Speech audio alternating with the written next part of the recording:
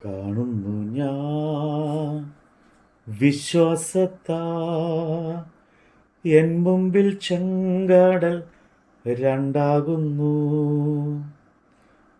കാണുന്നു ഞാൻ വിശ്വാസത്താ എൻ മുമ്പിൽ ചെങ്കടൽ രണ്ടാകുന്നു. കാണാത്ത കാര്യങ്ങൾ കൺമുമ്പിലെന്ന പോൽ വിശ്വസിച്ചിടുന്നു എൻ കർത്താവിൽ. കാണാത്ത കാര്യങ്ങൾ കൺമുമ്പിലെന്ന പോൽ വിശ്വസിച്ചിടുന്നു എൻ കർത്താവിൽ. യിരെമ്യാവ് പ്രവാചകന്റെ പുസ്തകം 51 അധ്യായം. യഹോവ ഇപ്രകാരം അരുളിച്ചെയ്യുന്നു: ഞാൻ ബാബേലിൻ്റെ നേരെയും എൻ്റെ എതിരാളികളുടെ ഹൃദയത്തിൻ്റെ നേരെയും സംഹാരകൻ്റെ മനസ്സ് ഉണർത്തും. പാറ്റുന്നവരെ ഞാൻ ബാബേലിലേക്ക് അയക്കും. അവർ അതിനെ പാറ്റി ദേശത്തെ ശൂന്യമാക്കും. അനർത്ഥ ദിവസത്തിൽ അവർ അതിനെ 4 പുറവും വളയും. വില്ലാളി വില്ല് കുലയ്ക്കാതെ ഇരിക്കട്ടെ. അവൻ കവചം ധരിച്ച് നിവർന്ന് നിൽക്കാതിരിക്കട്ടെ. അതിലെ യൗവനക്കാരെ ആദരിക്കാതെ സർവ സൈന്യത്തെയും നിർമൂലമാക്കിക്കളയുവിൻ. അങ്ങനെ കൽദായരുടെ ദേശത്ത് നിഗതന്മാരും അതിൻ്റെ വീഥികളിൽ കുത്തി തുളയ്ക്കപ്പെട്ടവരും വീഴും. ഇസ്രയേലിൻ്റെ യഹൂദയുടെയും നഗരങ്ങൾ ഇസ്രയേലിൻ്റെ പരിശുദ്ധനോടുള്ള അകൃത്യം കൊണ്ട് നിറഞ്ഞിരിക്കുന്നു.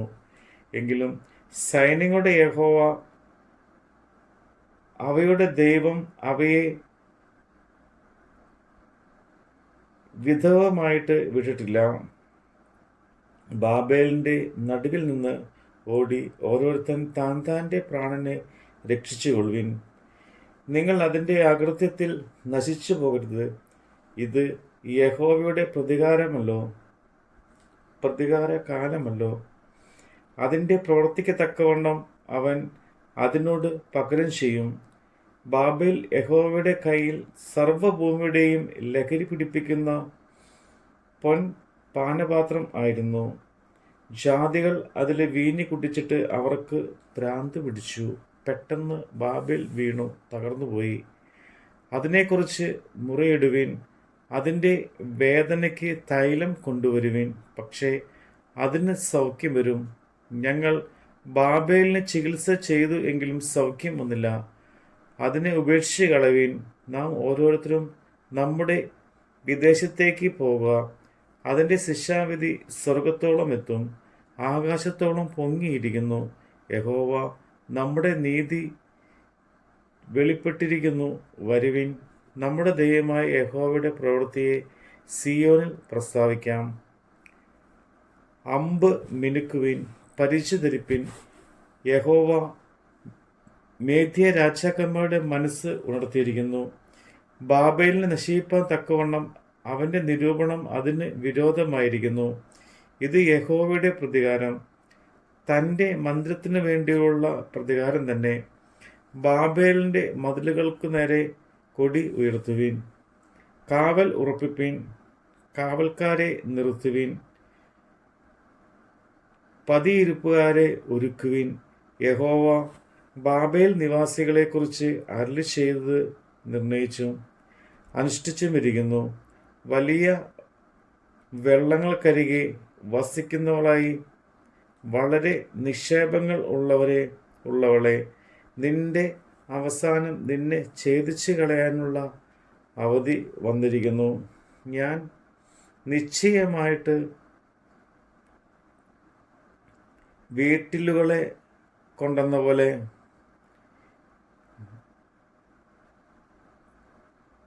മനുഷ്യരെ കൊണ്ട് നിന്നെ നിറയ്ക്കും. അവർ നിന്റെ നേരെ ആർപ്പിടും എന്ന് സൈന്യങ്ങളുടെ യഹോവ തന്നെ കൊണ്ട് തന്നെ സത്യം ചെയ്തിരിക്കുന്നു. അവൻ തൻ്റെ ശക്തിയാൽ ഭൂമിയെ സൃഷ്ടിച്ചു, തൻ്റെ ജ്ഞാനത്താൽ ഭൂമണ്ഡലത്തെ സ്ഥാപിച്ചു. തൻ്റെ വിവേകത്താൽ ആകാശത്തെ വിരിച്ചു. അവൻ തൻ്റെ നാദം പുറപ്പെടുവിക്കുമ്പോൾ ആകാശത്ത് വെള്ളത്തിൻ്റെ മുഴക്കമുണ്ടാകുന്നു. ഭൂമിയുടെ അറ്റങ്ങളിൽ നിന്ന് അവൻ ആവി കയറ്റുന്നു. മഴയ്ക്ക് മിന്നലുണ്ടാക്കി തൻ്റെ ഭണ്ഡാരത്തിൽ നിന്ന് കാറ്റ് പുറപ്പെടുവിക്കുന്നു. ഏതു മനുഷ്യനും മൃഗപ്രായവും പരിജ്ഞാനമില്ലാത്തവരും ആകുന്നു. തട്ടാന്മാരൊക്കെയും വിഗ്രഹം നിമിത്തം ലജ്ജിച്ച് പോകുന്നു. അവർ വാർത്തുണ്ടാക്കിയ ബിംബം വ്യാജമത്രേ, അവയിൽ ശ്വാസമില്ല. അവ മായവും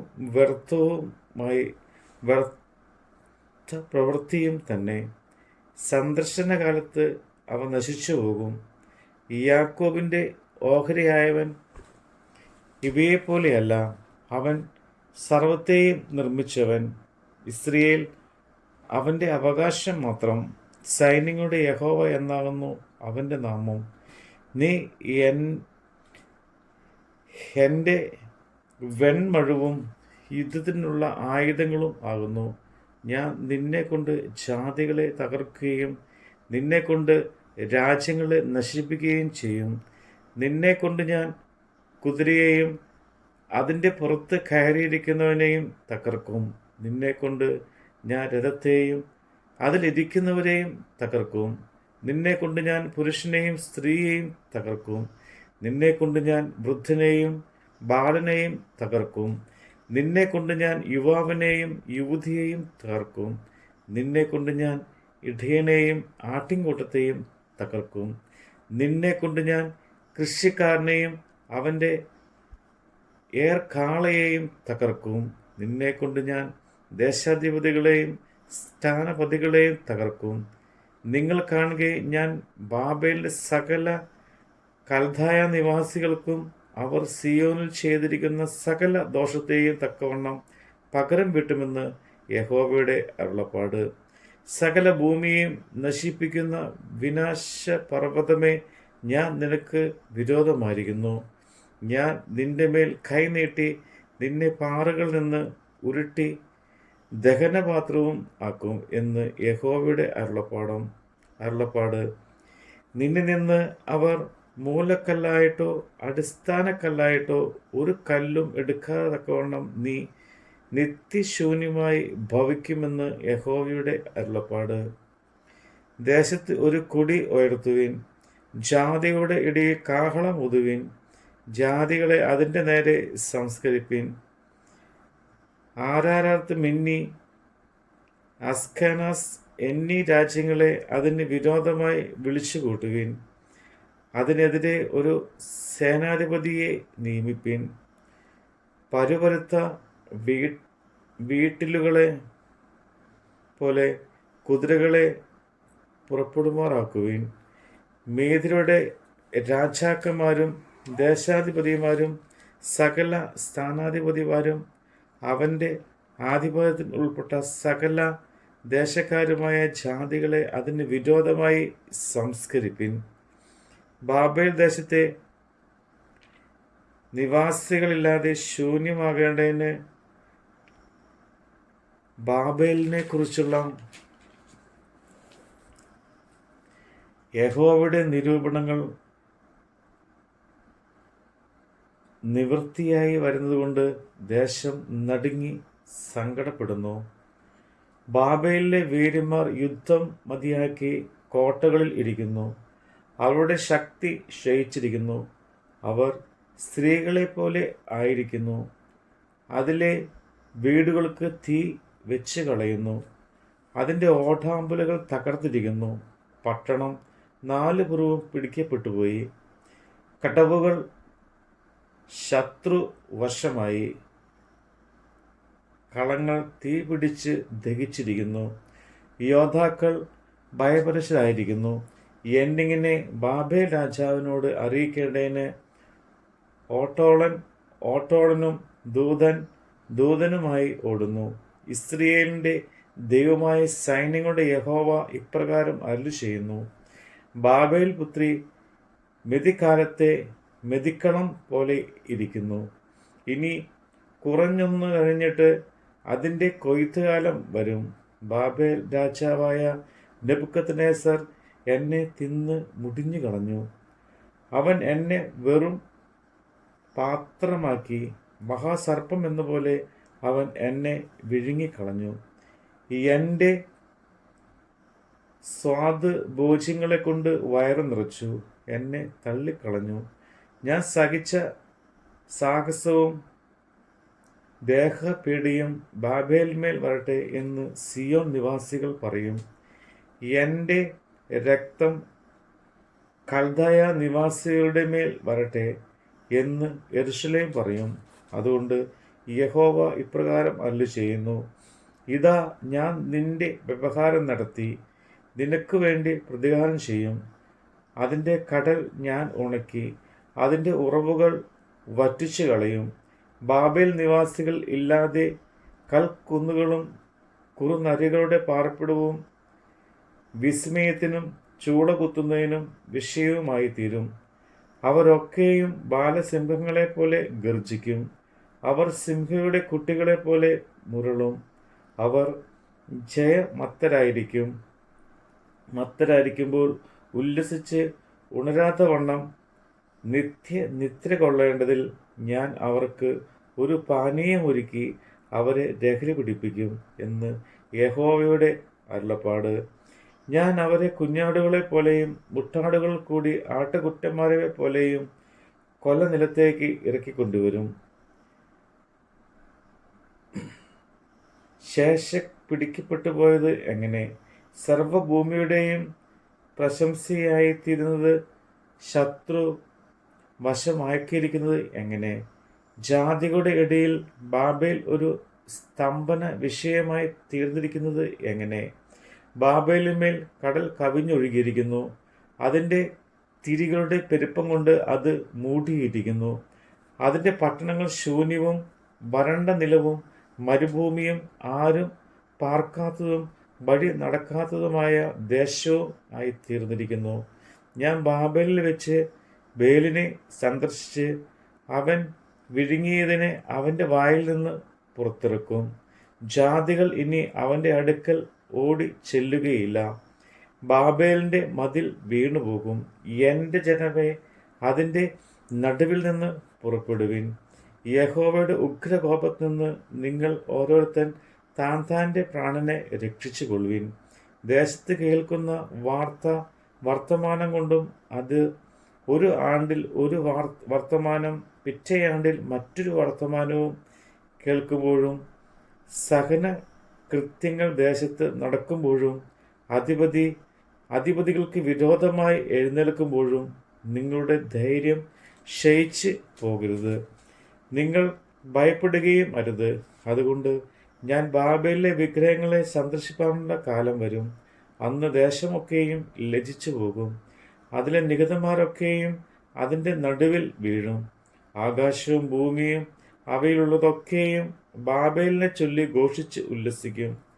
വടക്കു നിന്ന് വിനാശകന്മാർ അതിലേക്ക് വരും എന്ന് യഹോവയുടെ അരുളപ്പാട്. Israel നിഹതന്മാരെ, Babel വീഴേണ്ടതാകുന്നു.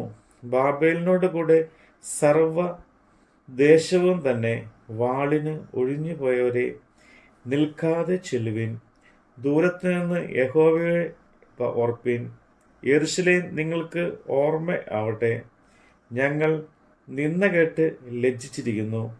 അന്യന്മാർ യഹോവയുടെ ആലയത്തിൻ്റെ വിശുദ്ധ സ്ഥലത്തിലേക്ക് വന്നിരിക്കാൻ ലജ്ജ ഞങ്ങളുടെ മുഖം മൂടിയിരിക്കുന്നു.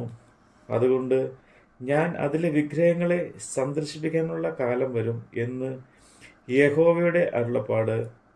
അന്ന് ദേശമെല്ലായിടവും നിഹതന്മാർ കിടന്ന് ഞെരുങ്ങും. ബാബേൽ ആകാശത്തോളവും കയറിയാലും കോട്ട ഉയർപ്പിച്ചാലും ഞാൻ വിനാശകന്മാരെ അതിലേക്ക് അയക്കും എന്ന് യഹോവയുടെ അരുളപ്പാട്. ബാബേലിൽ നിന്ന് നിലവിളിയും കൽദായ ദേശത്ത് നിന്ന് മഹാനാശവും കേൾക്കുന്നു. യഹോവ ബാബേലിനെ നശിപ്പിച്ച് അതിൽ നിന്ന് മഹാഘോഷം ഇല്ലാതെയാകുന്നു. അവരുടെ തിരകൾ പെരുവെള്ളം പോലെ ഇരയ്ക്കുന്നു. അവരുടെ ആരവത്തിൻ്റെ മുഴക്കം കേൾക്കുന്നു. അതിൻ്റെ നേരെ, ബാബേലിൻ്റെ നേരെ തന്നെ വിനാശകൻ വന്നിരിക്കുന്നു. അതിലെ വീരന്മാർ പിടിപെട്ടിരിക്കുന്നു. അവരുടെ വില്ല് എല്ലാം ഒടിഞ്ഞുപോയി. യഹോവ പ്രതികാരത്തിൻ്റെ ദൈവമാകുന്നു. അവൻ പകരം ചെയ്യും. ഞാൻ അതിലെ പ്രഭുക്കന്മാരെയും ജ്ഞാനികളെയും ദേശാധിപതിമാരെയും സ്ഥാനാധിപതിയെയും വീരന്മാരെയും മത്ത് പിടിപ്പിക്കും. അവർ ഉണരാതെ വണ്ണം നിദ്ര കൊള്ളുമെന്ന് സൈന്യങ്ങളുടെ യഹോവ എന്ന് നാമുള്ള രാജാവിൻ്റെ അരുളപ്പാട്. സൈന്യങ്ങളുടെ യഹോവ ഇപ്രകാരം അരുളി ചെയ്യുന്നു: ബാബേലിൻ്റെ വിശാലമായ മതിലുകൾ അശേഷം ഇടിഞ്ഞു പോകും. അതിൻ്റെ ഉയർന്ന വാതിലുകൾ തീ പിടിച്ച് വെന്തു പോകും.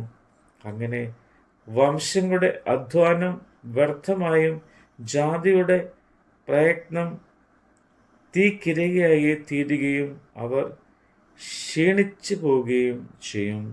യഹൂദ രാജാവായ സിദ്ക്കിയാവിൻ്റെ വാഴ്ചയുടെ 4-ാം ആണ്ടിൽ അവനോടുകൂടെ മഹസേയാവിൻ മകനായ നേര്യാവിൻ്റെ മകനായ സേറയാവ് പ്രയാണ അധ്യക്ഷനായി ബാബേലിലേക്ക് പോകുമ്പോൾ യിരെമ്യാ പ്രവാചകൻ സെരായാവോട് കൽപ്പിച്ച വചനം: ബാബേലിന് വരുവാനിരിക്കുന്ന അനർത്ഥമൊക്കെയും ബാബേലിനെ കുറിച്ച് എഴുതിയിരിക്കുന്ന സകല വചനങ്ങൾ തന്നെ യിരെമ്യാവ് ഒരു പുസ്തകത്തിൽ എഴുതി. യിരെമ്യാവ് സെരായാവിനോട് പറഞ്ഞത്: നീ ബാബേൽ എത്തിയ ശേഷം ഈ വചനങ്ങളൊക്കെ നോക്കി വായിച്ചിട്ട്, യഹോവേ, ഈ സ്ഥലത്ത് മനുഷ്യനോ മൃഗമോ ഒന്നും ശേഷിക്കാതെ അത് ശാശ്വത ശൂന്യമായിരിക്കത്തക്കവണ്ണം നീ അതിനെ നശിപ്പിച്ച് കളയുമെന്ന് അതിനെക്കുറിച്ച് അരുളി ചെയ്തിരിക്കുന്നുവല്ലോ എന്ന് പറയണം. പിന്നെ ഈ പുസ്തകം വായിച്ച ശേഷം നീ അതിന് ഒരു കല്ല് കെട്ടി ഫ്രാത്തിൻ്റെ നടുവിലേക്ക് എറിഞ്ഞ്, ഇങ്ങനെ ബാബേൽ ആണ്ടുപോകും. ഞാൻ അതിന് വരുത്തുന്ന അനർത്ഥത്തിൽ നിന്ന് അത് പൊങ്ങി വരികയില്ല. അവർ ക്ഷയിച്ചു പോകും എന്ന് പറയണം. ഇത്രത്തോളം യിരെമ്യാവിൻ്റെ വചനങ്ങൾ. നമ്മുടെ ദൈവമായ കർത്താവിൻ്റെ വചനമാണ് നമ്മൾ കേട്ടത്. അഗ്നിയിൽ നാളങ്ങൾ, വെള്ളത്തിനോളങ്ങൾ, എന്നെ തകർക്കുവാൻ സാധ്യമല്ല. അഗ്നിയിൽ നാളങ്ങൾ, വെള്ളത്തിനോളങ്ങൾ, എന്നെ തകർക്കുവാൻ സാധ്യമല്ല.